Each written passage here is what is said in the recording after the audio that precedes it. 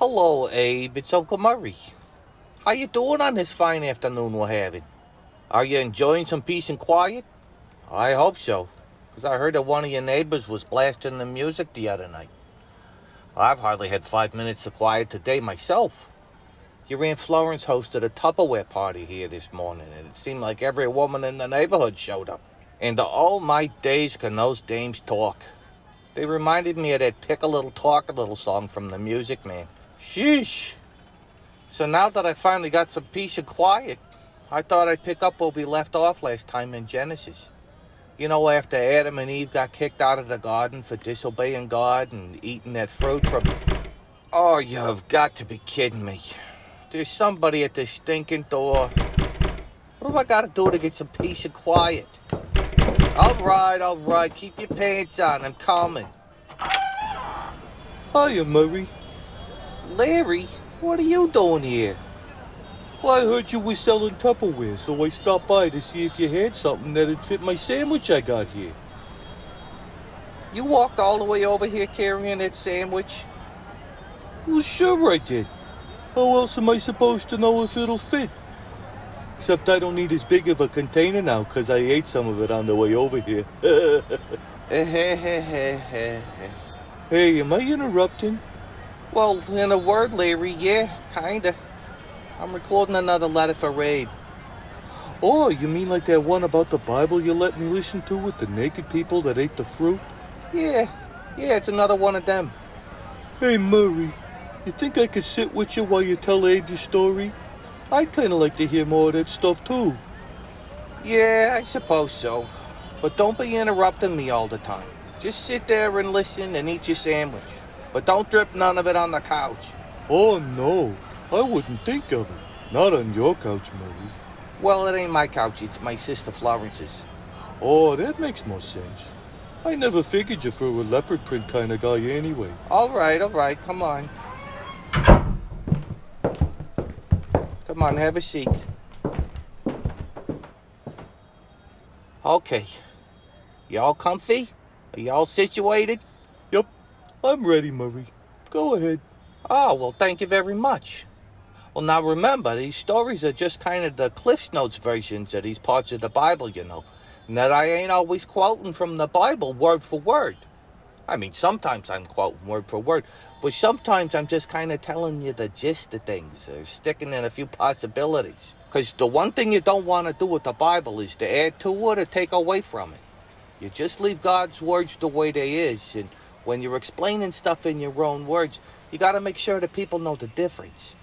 And that's why you got to have your own Bible, too, so you can make sure that people aren't pulling the old switcheroo on you. Okay, so where was I? Oh, yeah. Adam and Eve just got kicked out of the garden, right? Well, the next thing that happens is that they have a baby boy. Well, how'd they get a baby boy? The same way everybody gets a baby, Larry. Oh, they was doing that way back then? Yes, Larry, they was doing that way back then. They was married, and God told them to fill up the earth with a whole bunch more people. So what the heck else are they supposed to do? Now, can I continue? Sure you can. I ain't stopping you, am I? Anyway, so they had a little baby boy, and Eve says, I've gotten a man from the Lord, and she again... I thought it was a baby, not a man. Larry, it's real good that you're paying attention and that you're asking questions, but we're gonna be here all year if I gotta stop every 10 seconds.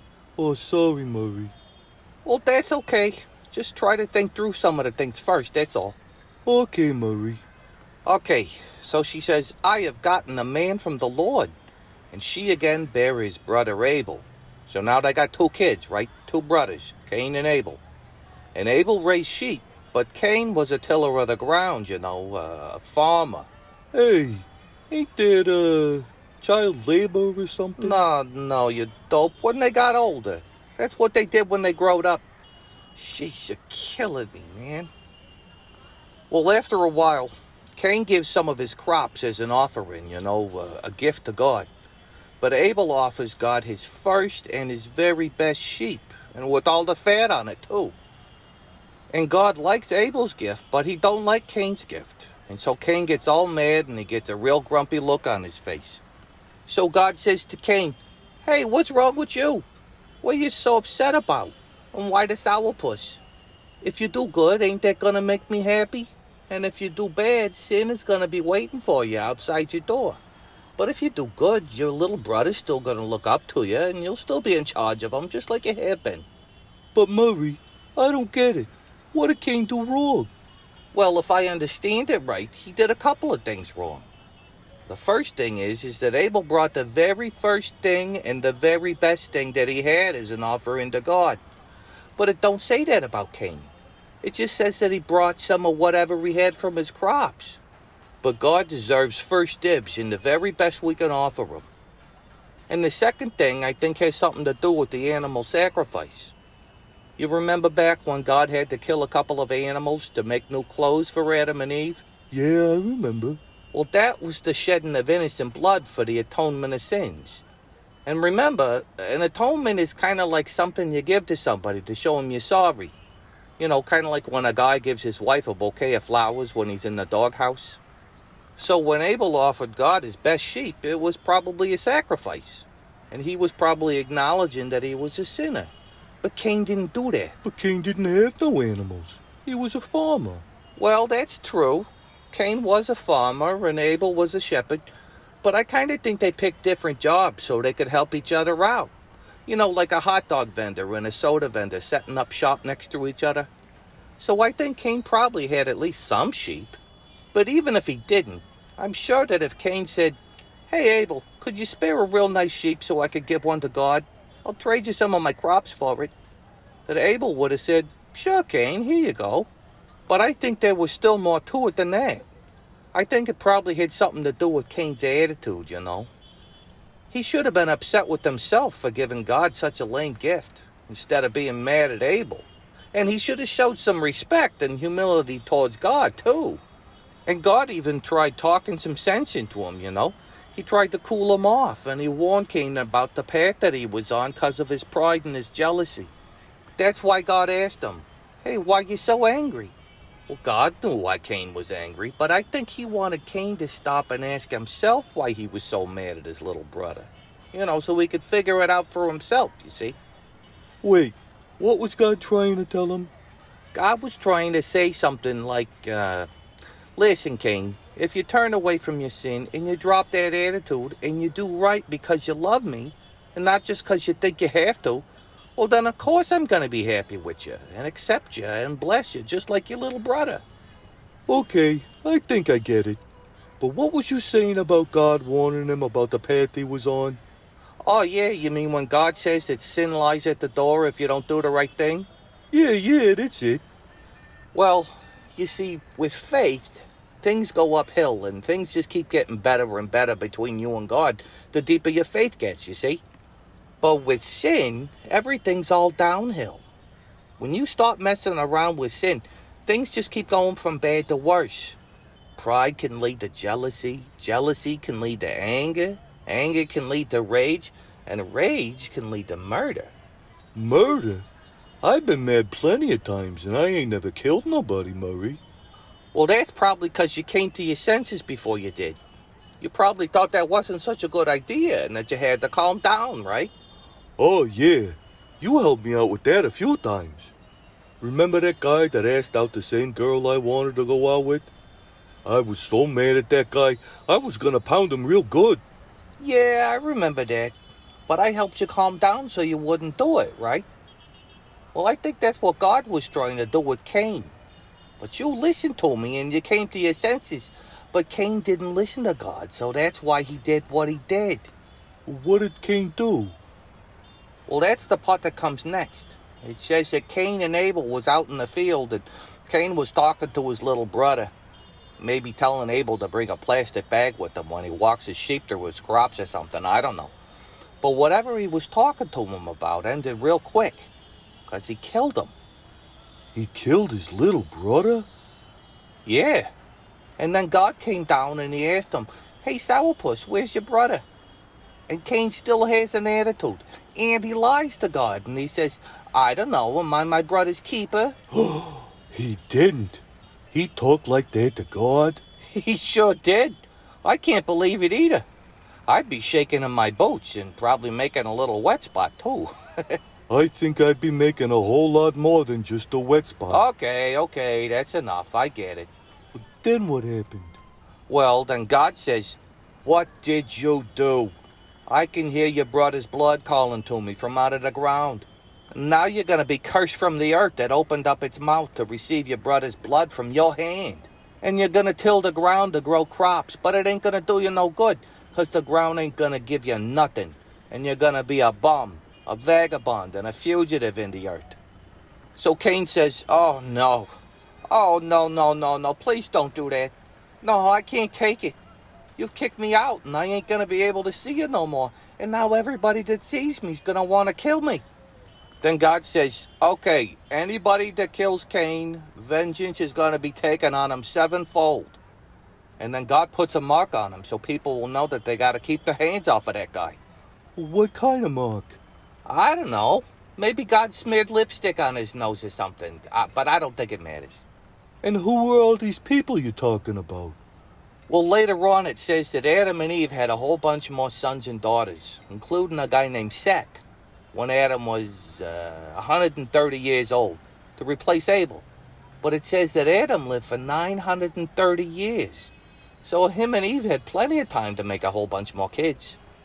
Murray, Yeah? I got at least 2 questions for you. What you got? Let's hear 'em. I don't mean to be disrespectful or nothing, but if all them other people come from Adam and Eve, and Cain come from Adam and Eve, don't that mean that they was all brothers and sisters? Well, yeah, it does. Well, at least at first. But then they was first cousins and second cousins and stuff like that later on, you know. Ain't that kind of weird? No, I don't think it's, Oh, look at that.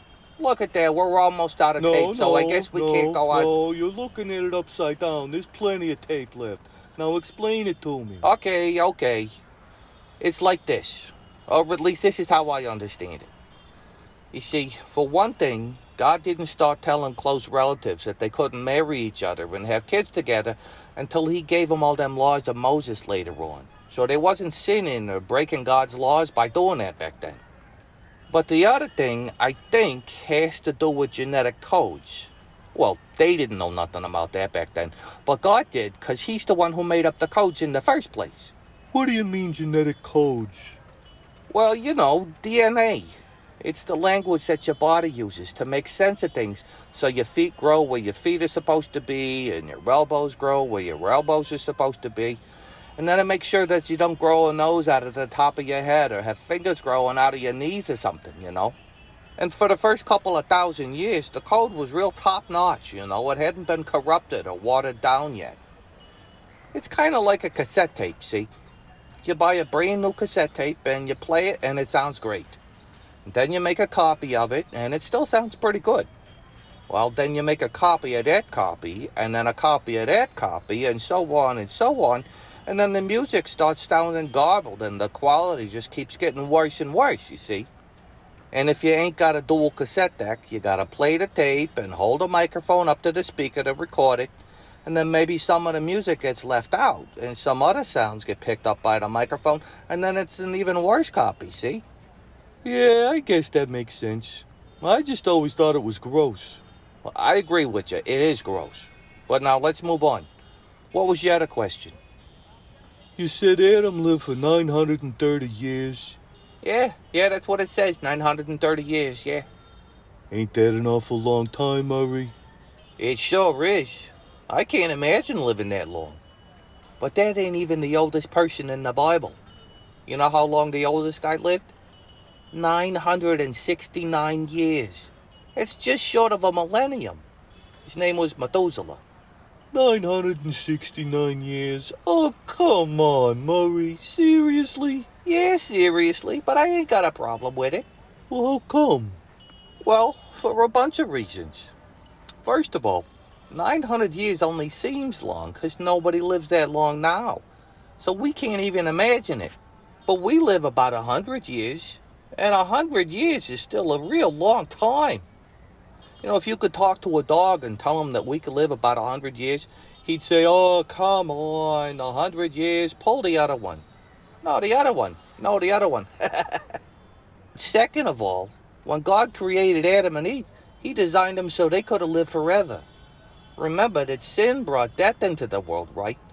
So if nobody never sinned, then everybody would have lived forever, and this place would really be crowded. I mean, just imagine how many people would be living in Manhattan.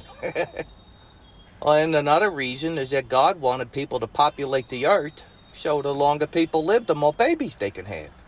And people's diets was probably a whole lot better back then too, and there probably wasn't no diseases, or at least not as many or as bad, because the climate was probably a whole lot different too. And there's a whole lot of different theories about that, but at the very least, there wasn't no smog or pollution to breathe in then, or to get into the ground and get into the food and water and stuff. And finally, they was probably a whole lot more smarter back then too. You know how old people say the youth is wasted on the young? Well, that's because the older you get, the smarter you get, and you start making better decisions. And you can start taking better care of yourself once the stupidness of youth is out of your system. So you add all that stuff up, and living that long don't seem to sound so strange now, does it? Oh, gosh, Murray, I never thought of that stuff before. When you put it like that, I guess it don't sound so weird after all. Yeah, I know. But I think God put the kibosh on the whole long life thing after Noah's flood. What happened after Noah's flood? Well, that comes later on. We're getting to it. But I think we should stop here for the time being, because this thing's getting kind of long already. Oh, come on, Murray, just a little bit longer. No, that's enough for now. Anyway, look, you're all finished with your sandwich. Oh, yeah. I guess I don't need no Tupperware no more, neither. I guess you don't. Well, now I'm going to say goodbye to Abe. Hey, tell him that I said goodbye too. And hello. Tell him I said goodbye and hello. Well, I mean hello and goodbye. Okay, I will. You hear that, kid? Larry says hello and goodbye. And I hope you don't mind Larry sitting in on this one. And I hope you was able to make some sense out of our jabbering. Well, I'll be looking forward to getting your next letter. And I hope to see you again in person again real soon. 'Cause as always, I miss you and I love you, buddy. Bye-bye.